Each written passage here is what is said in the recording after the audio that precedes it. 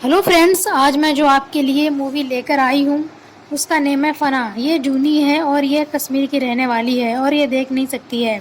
जूनी को independent day पर अपने कॉलेज की तरफ से मौका मिला है कि वह दिल्ली जाए और प्रधानमंत्री के सामने परफॉर्मेंस करे। इसी बारे में वो अपने पेरेंट्स से बात करती है। जूनी के अब्बा उसे भेजने के लिए थोड़ा हिचकिचाते हैं, पर उसकी अम्मी उसके अब्बा को मना लेती है कि उसको जाने दो, उसको अपनी ज़िंदगी जीने दो।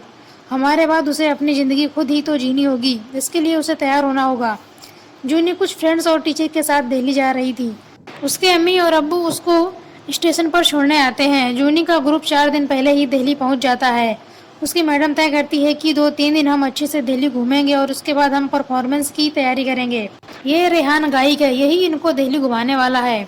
रेहान जूनी को देखते ही उससे फ्लर्ट करने लगता है और उसके लिए शायरी बोलना शुरू कर देता है। बस में बैठने के बाद रेहान जूनी से फ्लर्ट किए जा रहा था, उसके लिए शायरी बोले जा रहा था। यह सुनकर जूनी को भी काफ़ी अच्छा लग रहा था, क्योंकि इससे पहले जूनी के लिए किसी ने ऐसा नहीं किया था। जूनी एक स्वेटर बुन रही थी। रेहान उससे पूछता है कि वह स्वेटर किसके लिए बुन रही है, तो जूनी जवाब देती है वह किसी स्पेशल के लिए बुन रही है। जब वो स्पेशल उसे मिल जाएगा तो वो उसे दे देगी। जब रेहान सभी को दिल्ली दिखा रहा था, तब जूनी अपनी फ्रेंड से पूछती है रेहान दिखने में कैसा है, तो उसकी फ्रेंड उसको बताती है रेहान बहुत ही हैंडसम इंसान है। सबको ड्रॉप करने के बाद रेहान जूनी को अकेले में ले जाता है और उससे पूछता है क्या तुम मेरे साथ दिल्ली चलोगी अकेले। तो जूनी उस बात का कोई जवाब नहीं देती है। तो रेहान कहता है कोई बात नहीं, कल रिहर्सल के बाद मैं गेट पर तुम्हारा इंतजार करूंगा, तुम जरूर आना।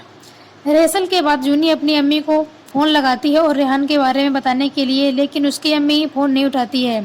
तो जूनी अपने में ही सोचती है कि यह फैसला उसे अकेले ही लेना होगा। जूनी रेहान के साथ आने का फैसला करती है और रेहान के साथ घूमने के लिए चली जाती है।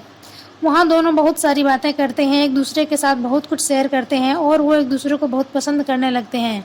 होटल पहुँचने के बाद जूनी अपने फ्रेंड को बताती है कि वो रेहान के साथ घूमने गई थी। तो उसकी फ्रेंड गुस्सा करती है कि तुमने मुझे क्यों नहीं बताया कि तुम उसके साथ जा रही हो। वो इंसान ठीक नहीं है, वो हर लड़की से फ्लर्ट करता है, तुम्हारे लिए अच्छा नहीं है। तो जूनी कहती है ऐसा कुछ नहीं है, मुझे पता है वो कैसा है, उससे मुझे पॉजिटिव वाइब्स आती हैं। इंडिपेंडेंट डे पर जूनी का परफॉर्मेंस था और वो परफॉर्मेंस रेहान देखना चाहता था, लेकिन वो अंदर नहीं जा सकता था क्योंकि वहाँ पर सिर्फ वीआईपी ही अलाउ थे। रेहान गार्ड से रिक्वेस्ट करता है। उस गार्ड को रेहान और जूनी के प्यार के बारे में सब कुछ मालूम था, तो उसे एक पास देता है और अंदर जाने के लिए बोल देता है। रेहान अंदर जाता है और जूनी को परफॉर्मेंस करता देखता है। जूनी के परफॉर्मेंस के बाद उसे एक तीर्थ पर लेके जाता है। वहाँ का पानी उसकी आंखों पर लगाता है और दुआ करता है कि उसकी आंखें जल्दी से ठीक हो जाएं। तो जूनी कहती है मुझे एक डॉक्टर को अपनी आंखें दिखानी है। दिल्ली में रात में वे दोनों एक दूसरे के साथ घूमते हैं। रेहान को रियलाइज होता है कि जूनी उससे प्यार करने लगी है, लेकिन रेहान को भी पता है कि वह प्यार में पड़ने वाला बंदा नहीं है। जूनी अगले दिन बहुत परेशान थी। उसकी फ्रेंड उससे पूछती है कि तुम क्यों परेशान हो, तो जूनी कहती है रेहान अभी तक आया नहीं, हम लोग कल चले जाएंगे, आज आखिरी दिन है, मैं उससे मिलना चाहती हूँ लेकिन अभी तक वो मुझसे मिलने आया नहीं। फिर जूनी अपनी अम्मी से बात करती है, रेहान के बारे में सब कुछ बताती है। तो उसकी अम्मी कहती है तुम्हें अपने फैसले खुद लेने होंगे, अगर तुम्हें रेहान सही लगता है तो तुम उसके साथ रिलेशनशिप आगे बढ़ाओ, हमको कोई दिक्कत नहीं है। जूनी फिर वहाँ चली जाती है जहाँ रेहान काम कर रहा था।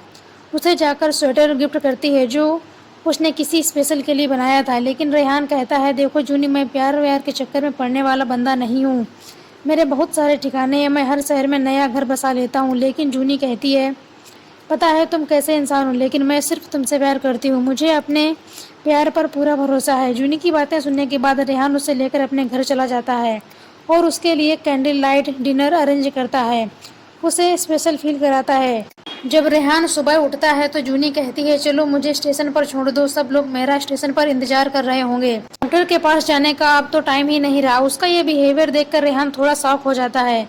रेहान जब जूनी को स्टेशन पर छोड़ने जाता है तो रेहान जूनी से कुछ कहने वाला होता है, तो जूनी कहती है कुछ मत कहो, तुमने मुझसे कोई वादा नहीं किया है, न कोई एक्सपेक्टेशन करने को कहा था, ना ही तुमने मुझे होप दी, जो कुछ भी हुआ मेरी वजह से हुआ, तुम अपने मन में कोई गिल्ट मत रखना। और ये कहकर वो ट्रेन पर बैठ जाती है।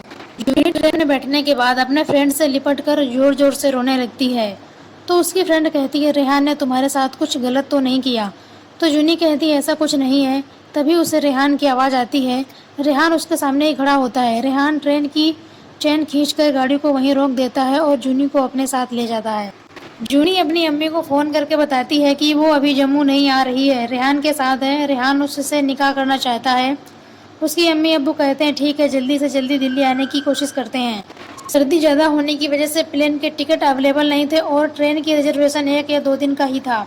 इसी बीच रेहान जूनी को लेकर एक आँखों के डॉक्टर के पास जाता है और डॉक्टर बताते हैं अगर इनका रेटिना चेंज कर दिया जाए तो ये देख सकेंगी और उसे ऑपरेशन की डेट भी दे देता है।